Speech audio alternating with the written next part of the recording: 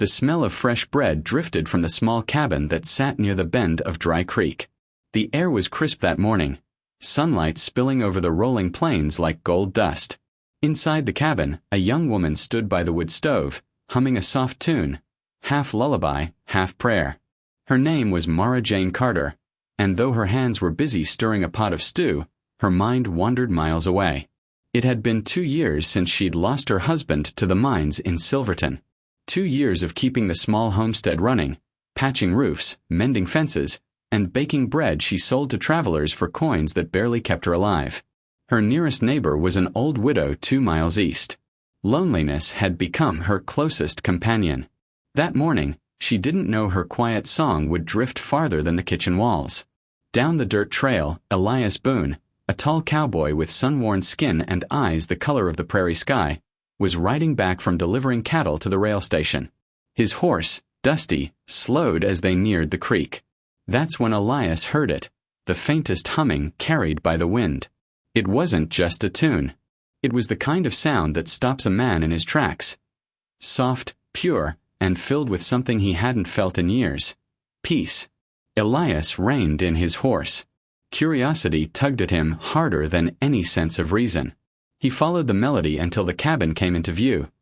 Smoke curling from the chimney, sunflowers nodding near the fence, and a woman in a faded blue dress standing by the open window, humming as she stirred her pot. He hadn't meant to intrude. He just watched for a moment, the way a man does when life suddenly reminds him there's beauty still left in it. Then Mara turned and saw him.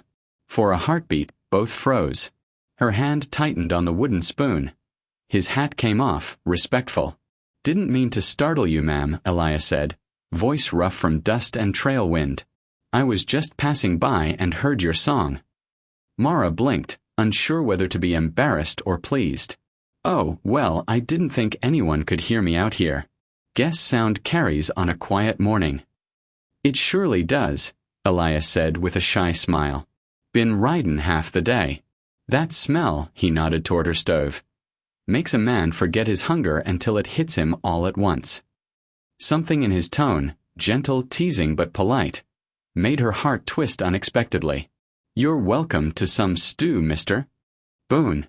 Elias Boone. "Well, Mr. Boone," she said, a hint of a smile playing on her lips, "if you don't mind waiting till it cools, I reckon there's enough for 2. They ate on the porch, the creek murmuring nearby, the soft clinking of spoons filling the pauses between small talk. Elias told her he'd been drifting between ranch jobs since the war ended. She told him about the bread she sold to travelers and how the nights got long when the wind howled through the trees. "Can't imagine livin' all the way out here alone," Elias said, glancing at the cabin's patched walls. Mara shrugged, eyes on her hands. "You learn to keep company with your own thoughts." "Some thoughts aren't the best company," he said quietly. Their eyes met, and the silence between them deepened, not awkward but full of understanding. Both of them had ghosts that still walked beside them. Both had learned what it meant to survive when the world forgot your name. When Elias finally stood to leave, Mara surprised herself by saying, "You'll stop by again, won't you? There's always a loaf in the oven." Elias touched the brim of his hat. "Wouldn't miss it for the world, ma'am." Days turned to weeks. Each morning, Mara found herself humming again, her melodies lighter, brighter. Each afternoon, Elias would find some excuse to pass her way. Checking the fence, bringing extra feed, or just making sure you're doing fine. He'd help chop wood, mend the gate, or fix the leaking roof, always staying just long enough for supper. In those small moments, when he'd catch her laughing at his dry jokes, or she'd hand him a biscuit with shy gratitude, the ache of old pain started to fade for them both. One late afternoon, thunderclouds rolled over the horizon. The storm came faster than either expected. By the time Elias reached her porch, rain poured in sheets.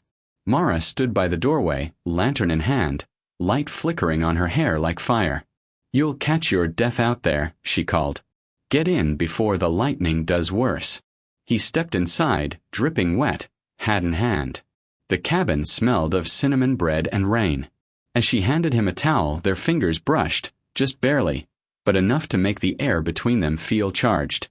"Storm'll pass," Elias said softly. "They always do." Not all of them, Mara replied, eyes downcast. Some storms change everything. When the thunder quieted, Elias didn't leave. They sat by the fire, talking in the soft glow. He told her about the brothers he'd lost in the war. She spoke of the husband she'd buried on a hill beyond the creek. No tears fell, but truth hung heavy and healing in the air. When her head finally rested against his shoulder, Elias didn't move. The clock ticked slow.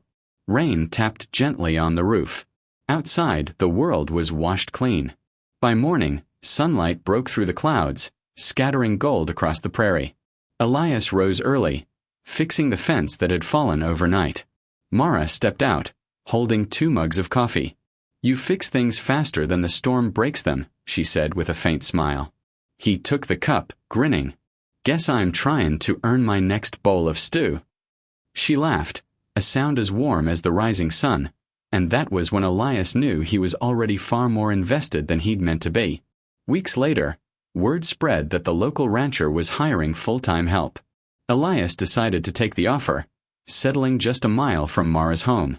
The wandering cowboy had found his reason to stay. Every evening as the sun sank low, he'd walk down to her cabin. Sometimes she'd be kneading dough, sometimes shelling beans, always humming that same gentle tune that first stopped him. And every time he'd pause at the gate, heart pulling him closer. One evening she turned mid-song and smiled. "You know, Mr. Boone, folks might start talkin' if you keep showing up for bread." He chuckled, eyes twinkling. "Let him talk. Bread's worth the scandal." "You mean the company is," she teased. "Maybe both." Her laughter filled the porch. And for the first time in years, Mara felt the world wasn't empty anymore. Spring came early that year. Wildflowers painted the fields, and the air smelled of new life. Elias built her a bigger chicken coop and fixed her barn roof. One evening, as the sunset painted the sky crimson, he pulled something small from his pocket, a silver locket, weathered but polished clean. "Found this in Silverton," he said. "Figured maybe you could keep a picture of someone important inside." She took it carefully, eyes misting. "And who would that be?" He held her gaze. "Whoever you see when you look at me." Her heart stuttered. The cowboy who had once just stopped for a song had now become the reason she kept singing. That night, as they stood on the porch watching fireflies, Elias said, "Mara, I never meant to stay this long. But every time I think of leaving, I hear you humming. And I can't walk away." Her hand found his. "Then don't." The stars came out one by one, as if the heavens themselves were blessing the moment. And though no one could ever prove it, they swore that the man who stopped for a song found a love that never faded. Not with time, nor storm, nor silence.